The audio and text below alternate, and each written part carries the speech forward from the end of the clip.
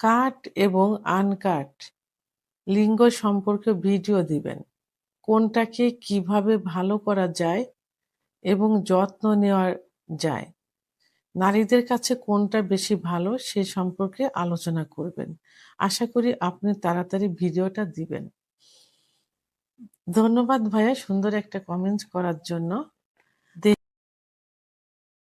দেশের এবং প্রবাসের ভাই বোনদের প্রতি সালাম। আসসালামু আলাইকুম। আমি প্রভাষক ডাক্তার রিক্তা পারভীন, হোমিওপ্যাথি এবং আয়ুর্বেদিক চিকিৎসক। আজকে সুন্দর একটা কমেন্টসের অ্যান্সার করব। এই কমেন্টসটা কয়েকবার আসছে, বাট আজকে আমি ভিডিও আকারে নিয়ে আসলাম। কমেন্টসটা হলো, কাট এবং আনকাট লিঙ্গ সম্পর্কে ভিডিও দিবেন। কোনটাকে কিভাবে ভালো করা যায় এবং যত্ন নেওয়া যায়। নারীদের কাছে কোনটা বেশি ভালো সে সম্পর্কে আলোচনা করবেন। আশা করি আপনি তাড়াতাড়ি ভিডিওটা দিবেন। এখানে আসলে কাট এবং আনকাট লিঙ্গ বলা হয়েছে। এখানে আমি ধর্মীয় দিক দিয়ে প্রথমেই বলবো যে এখানে কাট বলা হয়েছে যে যারা মুসলমান থাকে তাদের যে মুসলমানি দেওয়া হয়। মুসলমানিটা কোনটা? যে লিঙ্গের অগ্রভাগের যে স্কিন, স্কিন থাকে, এই স্কিনটাকে সুন্দর করে রাউন্ড আকারে কেটে সেখানে সেলাই দেওয়া হয়। এটা কাট। এটা ইসলামিক একটা ধর্মীয় দিক থেকে। আবার কিছু অ অ অসুস্থতার কারণেই কিন্তু এটা সুস্থ করার উদ্দেশ্যেও কিন্তু এটা করা হয়। আর আনকাট কোনটাকে বলা হয়েছে? বলা হয় যেটা আ অন্য সম্প্রদায় থাকে, যে সম্প্রদায়ে বাধ্যবাধকতা নেই যে ফোরস্কিনটা কাটতে হবে, মুসলমানের দিতে হবে। সেটা হলো আনকাট আ বলা হয় এদেরকে। এখন এই কাট এবং আনকাট আ যত্ন নেওয়ার বিষয়টা বলা হয়েছে। যাদের মুসলমানের দেওয়া থাকে অর্থাৎ ফোরস্কিন জায়গাটা যাদের কাটা থাকে রাউন্ড আকারে, তাদের যত্নটা আ নে ২ টারই নেওয়া খুবই প্রয়োজন। তো যত্নটা কিন্তু খুব শর্টলি নিতে হবে। অর্থাৎ গোসলের সময় আ এটাকে কুসুম গরম পানি দিয়ে আলতোভাবে ধুতে হবে।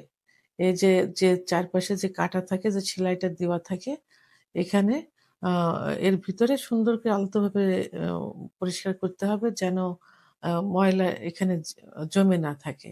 কারণ ময়লা জমে থাকলে গন্ধ-টন্ধ হয়ে যেতে পারে, ওখানে ইনফেকশন হতে পারে।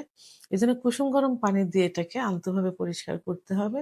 আর সুগন্ধযুক্ত কোনো সাবান এখানে ব্যবহার করা যাবে না। সুগন্ধবিহীন যে সাবানগুলো আছে, এই সাবান আলতোভাবে ব্যবহার করতে হবে, পরিষ্কার করতে হবে। এবং পরিষ্কার করার পর অবশ্যই পরিষ্কার পরিচ্ছন্ন গরম পানি দিয়ে আ ধৌত করা একটা টাওয়াল অথবা একটা কাপড় ব্যবহার করতে হবে। অন্যরা যেন কেউ সেটা ব্যবহার না করে, সেটা দিয়ে আলতোভাবে মুছে ফেলতে হবে।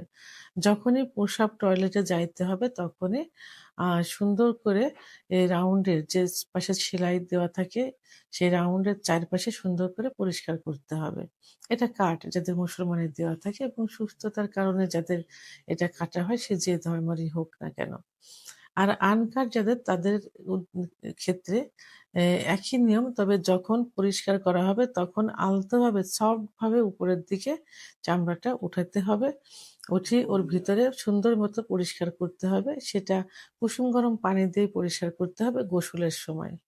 এবং এখানেও সুগন্ধি কোনো সাবান ব্যবহার করা যাবে না। আ এখানে আ সুগন্ধিবিহীন সাবান ব্যবহার করতে হবে এবং কোনো গোসলের পরে একটা গরম পানি দিয়ে ধোয়া আলাদা একটা কাপড় শুকনা থাকতে হবে। কিন্তু রোদে শুকানো থাকবে, অর্থাৎ শুকনা থাকবে, অন্যের ব্যবহারে থাকবে না। এই কাপড় দিয়ে জায়গাটা ভালো করে মুছে ফেলতে হবে বা আ পানি সরিয়ে ফেলতে হবে। এখানে কোনো স্প্রে, কোনো সুগন্ধি ব্যবহার করার দরকার নেই। কারণ এই জায়গাটা কিন্তু অত্যন্ত সেনসিটিভ। যখনই প্রসাবে এবং টয়লেটে যাওয়া হবে তখনই আলতোভাবে চামড়াটা উপরে উঠিয়ে পরিষ্কার করতে হবে। তা নাহলে কিন্তু ময়লা যাবে এখানে, জমে এখানে আ মা সু গন্ধ হয়ে যাবে, ইনফেকশন হয়ে যাবে। আর এখানে ইনফেকশন কিন্তু খুবই মারাত্মক, বড় কিছু আকার ধারণ করতে পারে। তো এটা একটা অ্যান্সার করলাম যে কিভাবে পরিষ্কার করতে হবে। আর মেয়েরা কোনটা পছন্দ করে। এখানে আসলে পছন্দ করার বিষয়টা ওইভাবে না। যেখানে বেশি সুখ পাবে সেটাই কিন্তু বেশি পছন্দ করে। তারপরেও যেটা কাঠ থাকে সেটা সেটা পরিষ্কার পরিচ্ছন্ন থাকে এবং দেখতে ভালো লাগে। প্লাস সেখানে কোনো গন্ধ থাকে না।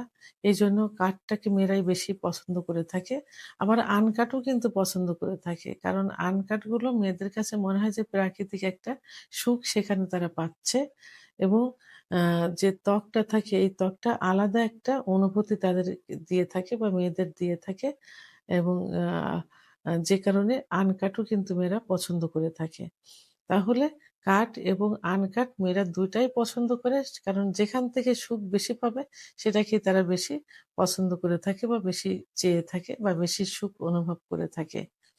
তাহলে আ এখানে আমি কাট এবং আনকাট লিঙ্গের পরিষ্কার পরিচ্ছন্নতা এবং মেয়েরা কোনটা বেশি পছন্দ করে আমি কিন্তু সুন্দর করে বুঝিয়ে দিলাম। এখানে প্রাধান্য দেওয়া হচ্ছে কিন্তু যে সুখ পাওয়াটাই। সুখ পাওয়াটা নিজের ভিতরে এটা সম্পূর্ণ নির্ভর করে এবং সেটা দুটাতেই সে পাইতে পারে যেটাতে বেশি আ মানে সৌন্দর্য আকর্ষণীয় মনে হবে এবং যেটাতে যেটা অ তারা সুখ বেশি দিতে পারবে সেটাকেই কিন্তু তারা বেশি পছন্দ করে থাকে। ভিডিওটি সম্পর্কে যদি কোনো মতামত থেকে থাকে অবশ্যই কমেন্টস এর মাধ্যমে জানাবেন। আর ভিডিওটি ভালো লাগলে লাইক, কমেন্ট, সাবস্ক্রাইব করে আমার সঙ্গে থাকুন। আল্লাহ হাফেজ।